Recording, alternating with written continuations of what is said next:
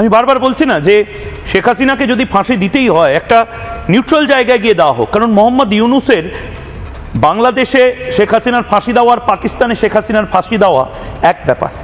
আর আমরা কেন ভারতীয়রা পাকিস্তানকে এত মাথায় চড়িয়ে রাখবো? কারণ এখন যারা ফাঁসি দিচ্ছে তারা প্রত্যেকে পাকিস্তানপন্থী বলে মনে হচ্ছে, এবং আমরা চাই না যে কোনো পাকিস্তানপন্থী আমাদেরকে ডিকটেট করুক। শেখ হাসিনার মানে আমি দর্শকদের বলছি, শেখ হাসিনার যে সাজা ঘোষণা হয়েছে সেখানে জানেন তো কোনো শেখ হাসিনার নিযুক্ত আইনজীবী ছিল না, একজন আইনজীবীকে দেওয়া হয়েছিল। সে আবার 2 মাস আগে বলছিল শেখ হাসিনার ফাঁসি চাই, শেখ হাসিনার ফাঁসি চাই, শেখ হাসিনার ফাঁসি চাই। তাকেই নিযুক্ত করা হলো।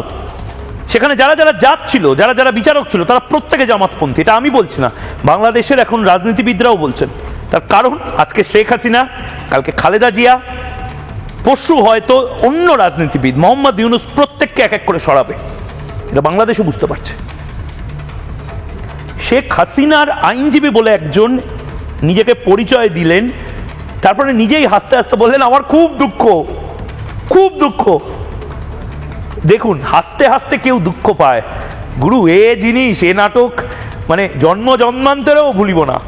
দেখুন, আমি তো বলেছি এই রায়ে আমি কষ্ট পাচ্ছি। আমার বক্তব্য হলো এই যে এই রায়টা ভিন্নভাবে হইলেও হইতে পারত, হয়নি, যেটা আমার বিপক্ষে গিয়েছে। সেজন্য আমি ক্ষুব্ধ, আমি আমার ভিতরে কষ্ট লালন করতেছি। এর বাইরে আমার কিছু বক্তব্য না, আকাশ করার সুযোগ নাই।